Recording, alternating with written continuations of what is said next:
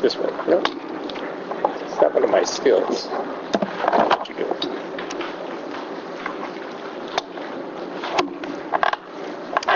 One of the things I do not inspire people about is my technology skills.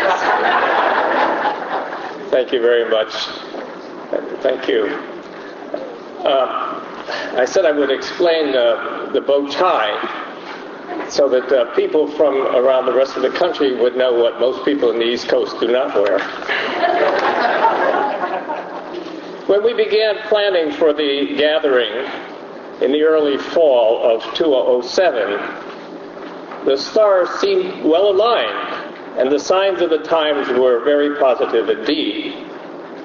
The two books that I had been working on American Catholics with other colleagues had been published to very good reviews.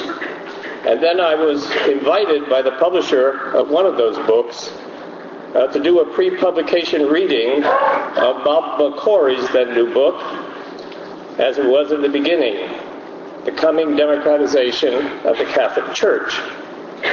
I found the book to be provocative, engaging, encouraging, insightful, an easy read, and a necessary part of this program. More good signs, of course, came from the Netherlands in the late fall of that year with the announcement that the Dutch Dominicans had issued a formal statement urging the bishops to return the church to the people. When the National Catholic Reporter published Bob McClory's report on his trip to the Netherlands and his private interview with Edward Schillebeeckx, we were sure the signs were urging us on. And here I put a note in the margin as I read this over this morning. And the note says it's important to add a note here on the recognition of the role that the National Catholic Reporter has played in our lives over the last 40 years.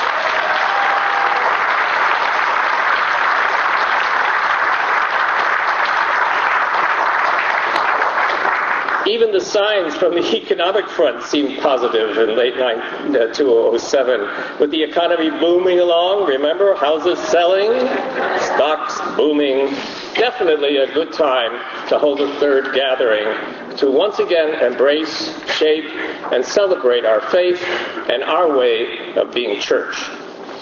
Now, we devoted the first period of 2008 to developing this program, and the second part of the year to carrying out that survey on religion and spirituality among IEC members. I hope many of you here filled out that survey. I certainly begged and pleaded with you to do it over a serious 4-month period of time. The first results of that survey will be available tomorrow morning in the first morning session.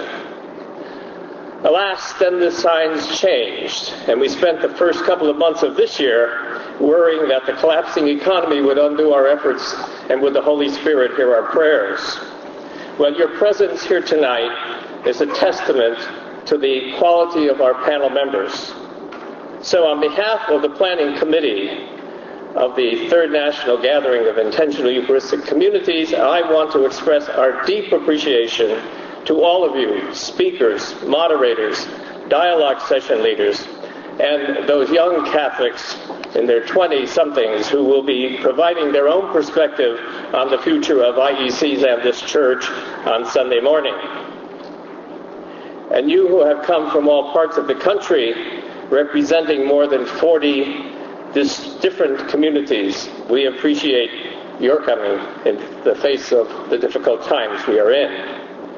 Also to those who have planned and will lead us in the Sunday morning liturgy, you have a taste of that this evening. And a word of appreciation, finally, for all those on our several committees who donated countless hours to this cause. In our book, The Catholic Experience of Small Christian Communities, Bernard Lee reminds us that good books are likely to have lots of writings in the margins. And so it is that Bernard sees small communities like IECs as being in the margins of the church. And Bernard takes heart in the book from history that much that was in the margins over time becomes a part of the body of the text. And so may it also be for IECs and the church of which we are a growing part. Now, with that as prologue, I turn now to our panel. I'm not going to take time away from them by reciting their biographies. You probably have read them, or should have, and have the opportunity later. They're in the program. Many of, perhaps most of you, know Bob McClory, Christine Vladimiroff, and Paul Philibert through their writings, if not through personal acquaintance or hearing them in other venues. So it's my pleasure this evening to welcome them to our gathering. Bob McClory will lead off, and Christine and Paul will respond without further introductions from me. Afterwards, there will be a question and answer period, and that will be followed by a reception in the Minnesota room. Without further ado, let me welcome Bob McClory.